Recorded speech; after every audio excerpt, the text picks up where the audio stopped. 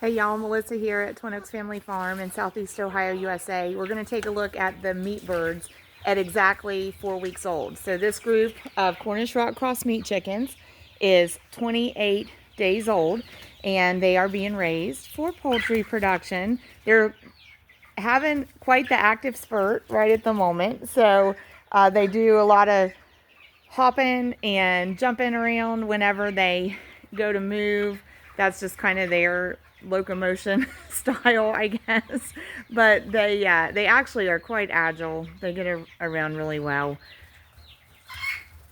They aren't going to fight. That's a posturing that they do. So in this video, just want to let you see the birds in an active spurt, and wanted to tell you briefly the amount of birds that this building is actually sized for, and the amount of space that this flock of birds currently has, and how that compares to our preference for what we call stocking density. And stocking density is really relevant with raising all kinds of livestock, whether they're inside in a barn system or a confinement system, or even out on pasture. You're always taking into consideration the relationship between the amount of livestock and the amount of space, okay?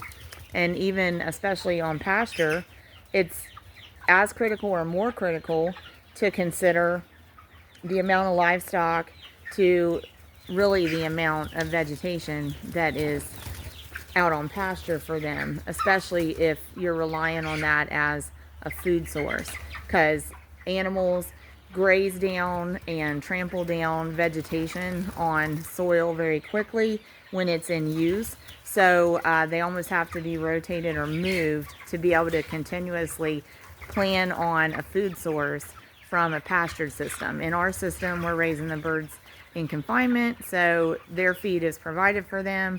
And that's another video topic we want to do sometime. We feed them round the clock. We allow them access to food round the clock. So we frequently get asked about our feeding system. That's interesting. The pair here, the one on the right is a rooster, the one on the left is a hen. Even the hens will challenge the roosters for dominance, for pecking order. That was two roosters there. The one took off. When you see their stilted, awkward looking movement, we frequently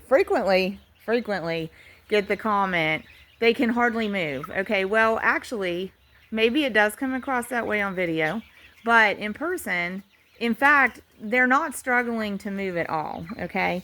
They're actually, especially at this age, quite agile. They're going to become less agile as they convert feed to meat and distribute the meat, but they're quite agile. We have some that can actually get over their short wall, in fact, and as you can see, they can scoot along pretty quickly.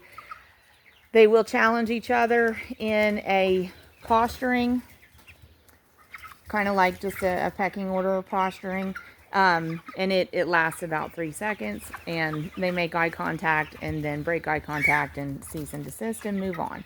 And that's about all it amounts to with meat birds, at least. What I wanted to mention about their movement, and really then see, that's it. So what I wanted to mention about their movement is that we see that awkward, stilted looking kind of movement, because actually as they're growing, they are already starting to convert feed to meat. They are already starting to distribute meat, especially into the chicken breast and into the drumsticks and thighs. And their build, their legs are shorter and stockier than like dual purpose chickens or egg production chickens or even specialized egg production hybrids. So we have a much squattier appearance and build to these meat birds. So as they grow, as they add meat to their frame and they distribute it, that actually affects their center of gravity and affects their point of balance. So what we see is that expressed in their movement, and it may look jilted, stilted, awkward, but it's not that they can't move. It's that they've got to compensate. Basically, it's like a young person hitting a tremendous growth spurt, and all of a sudden their center of gravity and their point of balance is skewed from their previous experience. That's what it's like for these birds. When they grow, when they convert feed to meat, when they distribute the meat, all of a sudden things are different, so they have to compensate for that in their movement, right? So okay, so a couple things going on here. You can see that the birds are choosing to basically stay where the supplemental warmth is. That's not surprising. It is in the 50s, high 50s. It feels really good outside, but it's not the temperature that they want. They want it to be about 75 degrees. So we're probably ambient temperature outdoors, we're probably about 20 degrees Fahrenheit off their preference, okay? So by introducing the targeted warmth from the heat lamps into their space, they get the option. Do they want to be where the targeted warmth is, or do they want to move away from it, okay? So we like them to have that option. We're seeing more activity down on this end closer to where we're recording. As far as the ones that are moving down here are showing more activity because there's more moving air right here by this doorway, and we have the doorway open, so we have, you know, indirect sunlight basically streaming in. They're responding to that, okay? But those that are staying down there, they're basically saying, hey, yeah, we're content. We're content down here. So space-wise, the entire building is really only a 30 foot by 30 foot, okay? It can be left as is, or it can be expanded on out toward the west side of it. It could actually be doubled out that way. So it was sized for 450 finished Cornish rock cross meat chickens. So finished ones would be much bigger than these birds. These birds are, they are actually 2/3 of the way through production, but most of their growth, filling out and gaining size, overall size, most of their growth will happen in this last 2 weeks of production, okay? So even though they're more than halfway through production length, they're not quite halfway to their overall growth, and that's normal in their growth pattern. They get most of their gaining overall size in the last 10 days, last week. So we've got 2 more weeks for them, okay? So that's all good. They got a long way to grow, but they're going to get there. It's not going to be a problem. So that's it. That's how long that lasts, and it's done. Okay, so this barn, as I said, overall 30 by 30, 900 square foot. Our preference is 2 square foot per meat bird. That takes into account the room that we also need to include paraphernalia and supplies like feeders and waters into their space. It gives us room to work around them when we need to add bedding, which some added bedding was put in last night down on that end where the heat lamps are. So when we're raising a flock of these, like this size group, 120, they don't need very much of this building at all. As you can see, they have the option actually to have 450 square foot, and they're basically choosing to remain in, we're going to estimate that that's 10 by 15. So they're basically choosing to remain in about 150 square foot, okay? But they have the option to utilize the rest of the space if they want to. As I said, with when we get out to finished, we have this size so that we could actually hold 450 birds in here. Now, that would mean we wouldn't have like the extra paraphernalia sitting in here, like the bags of bedding wouldn't be stored in here. The freezers that are used for feed storage wouldn't be stored in here. The floor would basically be cleared of everything except the feeders and waters that are actually in use for the birds on the floor. But if that were the case, we could easily do 450 birds in here. We have raised about 425 in here at one time from start to finish.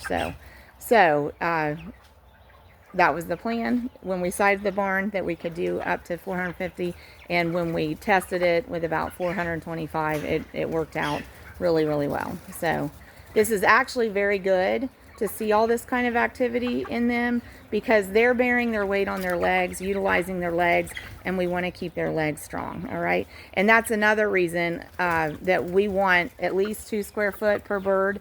That also gives us room to go into their pen, have them move around and walk around, do that multiple times a day, try to encourage them to stand at their feeders and at their waters like we see here. And those things are building in them bearing weight on their legs to keep them strong, to keep their legs strong, because you can see there's a lot of size to the legs, and as they grow they need to bear their weight on those legs. Okay, so we are seeing some meat distribution though. I don't know how much you can tell there in the drumsticks and thighs. So some of these are roosters that are doing that, but some are hens. Okay, now there's right there, you see the small one? Boy, it still has spunk, but that is one that is showing a lack of uniformity of growth with the rest of its flock. We don't see an obvious reason for that there, but you know, occasionally there's going to be individuals in any group of livestock that don't maintain uniformity of growth. You know, there's not a beak deformity or anything there that would prevent that bird eating, but for whatever reason, that one's just a small one in the flock, which is okay. That's why we order more birds than we really hope to successfully finish with every flock.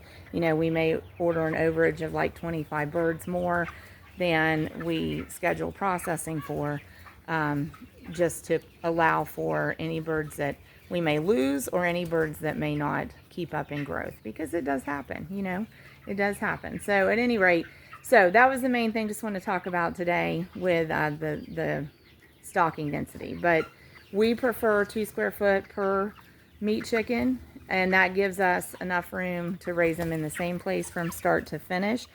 Same if you want to even do like a chicken tractor and have them semi-pastured at some point in the production, I would still want to see at least 2 square foot minimum per bird. And then, you know, if you're doing a chicken tractor, you're gonna have to be moving that around to give them fresh grass and fresh pasture. And if you're if you're wanting that to be a food source, that one had a leaf it's playing with. If you're wanting the pasturing to be a food source, you got to make sure that you keep fresh grass underneath of them. Plus, we've had birds out on a semi-pastured situation, and they produce a lot of manure. So even at a stocking density of 2 square foot per bird, their manure is going to somewhat coat any pastured space that you have them in. So again, you know, that's the reason you're going to want to be always rotating their pasture space or their grassy area. Okay, so but we don't have to manage for that because we're raising ours indoors start to finish. But they're doing great. They're really doing great. 4 weeks old, 2 weeks to go, and we're very pleased with this flock. If you have any questions, put them in comments. We'll be happy to try to answer them. Thanks y'all for supporting the channel. God bless you.